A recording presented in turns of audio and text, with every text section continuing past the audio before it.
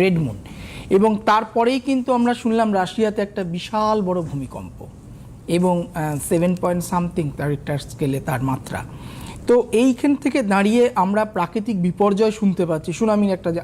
Tsunami জারি করেছিল তারা, একটা প্রাকৃতিক বিপর্যয় দেখলাম বা শুনলাম।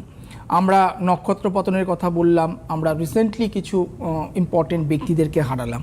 ঠিক সেই রকমভাবে আমাদের জীবনের এই 15 দিন শুধুমাত্র যে রোগ ভোগ হবে তা কিন্তু নয়, অর্থনৈতিক জায়গা থেকে শুরু করে ব্যবসায়িক জায়গা, কারণ বিভিন্ন জায়গাতে আমরা যখন এই পুজোর শপিং করতে বেরোচ্ছি, বিভিন্ন কাপড়ের দোকান যারা মানে স্থানীয় কাপড়ের দোকান যারা শপিং মল নয়, তারা এমনিতেই চিন্তিত বিভিন্ন শপিং মল বা এই অনলাইন সিস্টেম, অনলাইন কেনাকাটার জন্য তারা অনেকটাই ক্ষতিগ্রস্ত।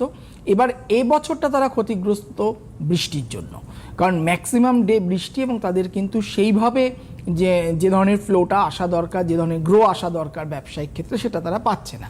ঠিক সেই রকমভাবে প্রতিটা ব্যবসায়িক সেক্টর, প্রত্যেকটা চাকরির জায়গা, প্রত্যেকটা শারীরিক জায়গা, বিশেষ করে আপনার বাড়িতে যদি রোগগ্রস্ত কোনো ব্যক্তি থাকেন, দীর্ঘ রোগ নিয়ে যারা ভুগছেন, তারা যদি থাকেন আপনার বাড়িতে, ভীষণ সতর্ক হওয়া দরকার।